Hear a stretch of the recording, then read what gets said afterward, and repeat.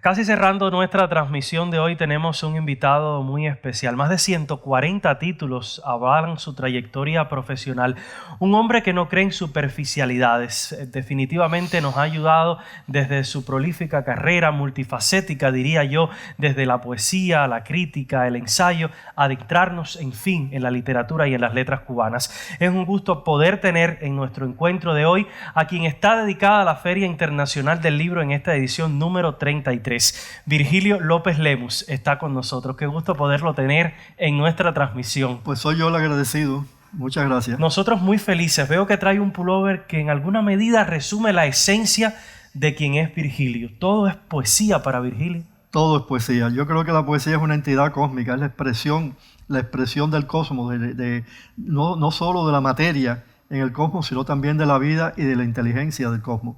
Así que pues la poesía está en todo, no hay un solo aspecto que no esté lleno de poesía. Nosotros mismos dentro, cada ser humano dentro de sí, pues tiene un poeta dentro, alguien que es capaz de sentirse conmovido ante un niño recién nacido, ante un paisaje precioso, una puesta del sol, el mar, pues por supuesto que es un captador de la poesía. Pero junto a la poesía también viene acompañada la palabra libertad. Usted siempre ha defendido la libertad de la poesía y la libertad del hombre para expresarse a través de la poesía. ¿Por qué cree que es tan importante? Bueno, habría que decir que Martí dijo Cuba y la noche, y preguntaba, ¿son una las dos? Yo diría en este caso la libertad y la poesía. ¿Son una las dos? Creo que sí. Creo que es el gran sentido de la libertad del ser humano, de la libertad mental del hombre, es la aprehensión poética del mundo, poder expresarla incluso. Claro, hay un sector, una población, un grupo de personas que se especializan porque tienen un don, o sea, personas que traen el don de la expresión y que se convierten en artistas de la palabra. Esos son los poetas. Los poetas dicen muchas veces lo que otras personas hubieran dicho, sin haber tenido la posibilidad de hacerlo. Pero eso es lo que hace un poeta, resumir, un poco traducir la naturaleza y convertirla en texto. El tiempo, la existencia, la vida. Usted se ha hecho tantos cuestionamientos a través de la poesía que me preguntaría yo, ¿cuánto ha canalizado a través de la poesía Virgilio López Lemus, de ese niño, por ejemplo, que nació en Fomento, que empezó a escribir muy joven y que evidentemente ha tenido muchos contratiempos en la vida, así como luces y sombras? Claro que sí, mira, la vida, todo el mundo lo sabe, no es decía un poeta de clásico español, no es un nido de rosas, no se vive acostado sobre los pétalos. Así es. Es difícil, hay también espinas, no cabe la menor duda, pero el asunto es uno saber sobrellevar y vivir en alegría, vivir por todos los medios en alegría, tratar de incluso las grandes penas que a veces tenemos, convertirlas después con el tiempo en experiencia vital. Eso también es poesía. Lo curioso de todo esto es que en una obra tan grande como la que usted ha mencionado y acaban de mencionar en el coloquio, más de 140, decíamos, reuniendo todo lo que ha hecho en su trayectoria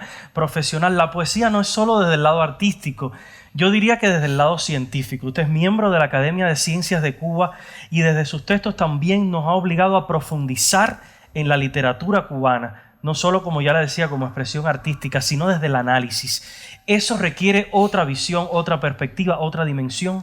Quizás sí. Yo he tratado de aunar por todos los medios mi producción, tanto poética como ensayística. He tratado por todos los medios de no ser un poeta quintaesenciado, pero soy un ensayista, no me cabe la menor duda. Y soy un ensayista porque soy un investigador. He pasado buena parte de mi vida buscando en bibliotecas y en lugares donde se ofrezca la información, incluso a las personas mismas, a creadores mismos.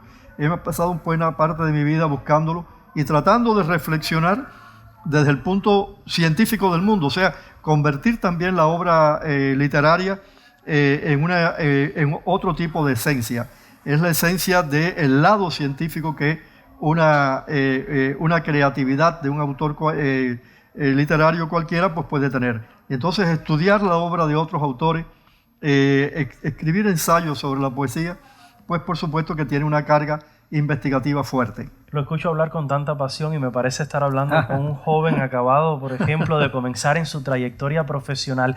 ¿Se considera o se siente Virgilio López Lemos un autor joven de poesía, de ensayo, de crítica? Sí, como tú puedes ver, la naturaleza me ha pintado el cabello de blanco, pero yo creo que tengo el cabello blanco bien ganado por la vida, así que me siento espiritualmente un joven. Espiritualmente a veces veo muchachos y muchachas de 18, 20, 30 años y me siento tan cerca de ellos que me asombra.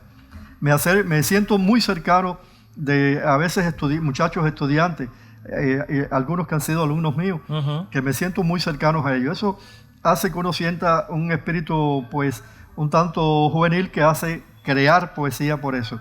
Crear poesía en el ámbito literario. Usted habla de las canas y yo creo que las canas son un atributo de experiencia y diría que de luz. ¿Qué significa la luz en la vida de Virgilio? Pues una palabra clave en la producción poética mía. O sea, si alguien lee algunos libros míos de poemas, se va a encontrar que la palabra luz es esencial para mí. Es una palabra que debe haber surgido de mi gran interés por la obra de José Martí. José Martí, pues, cuántas veces aparece la palabra luz en la obra martiana, pero también otro de los que yo considero un maestro de poesía, Antonio Machado. Antonio Machado me dio el título para mi primer libro de poemas, que lo publiqué en el año 81. O sea, muchas personas no eran ni siquiera ahora proyectos de niños en esa época.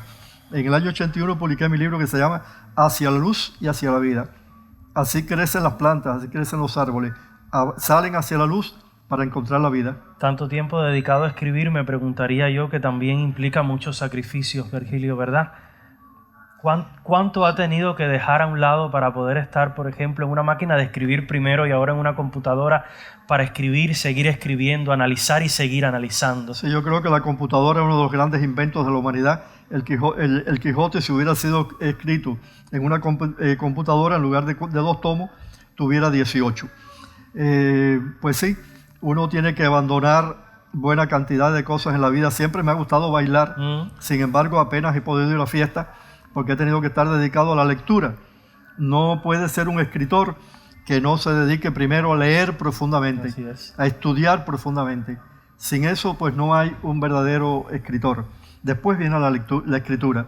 Y hay que abandonar muchas cosas, hay que abandonar algunos placeres por darse el gran placer de la escritura. ¿Disfruta usted la soledad? ¿Se considera un hombre introspectivo? No, soy un hombre solitario.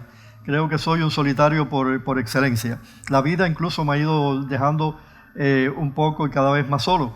Pero me acompaña una fuerza enorme que se llama la poesía. Tengo una fe profunda en la palabra poética. Creo que ella es salvadora, salvífica. Tiene un valor crístico, o sea, tiene un valor salvador.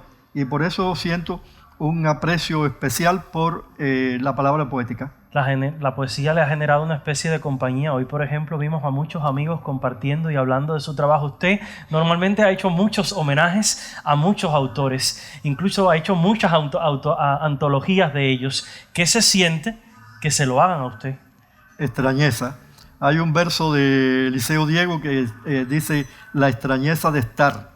O sea, la extrañeza de estar aquí y que de pronto otros amigos, colegas o personas recién conocidas incluso, pues se refieran a lo que uno escribe. Yo me siento una gran satisfacción.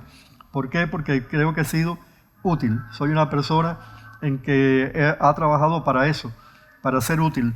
No se es ególatra en el mundo, creo que es una vanidad terrible la egolatría, sino el gran sentido de ofrecerte, de darte. También Agustín Acosta, un gran poeta, escribió un poema que se llama así, Darte.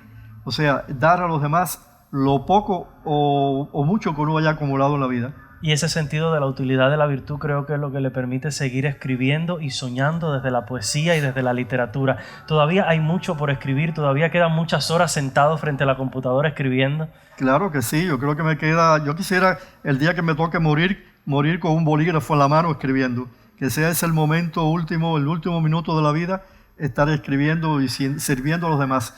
Es una profesión también de servicio, no es una profesión de... la poesía es como la patria, la poesía es ara, no pedestal. O sea, la poesía es un lugar para llegar y entregarse a ella, no para subirse uno arriba y sentirse henchido por lo que ha hecho. Ese es entonces el sentido de la existencia de Virgilio, todo es la poesía en Virgilio. Quiero ser un servidor de la palabra poética.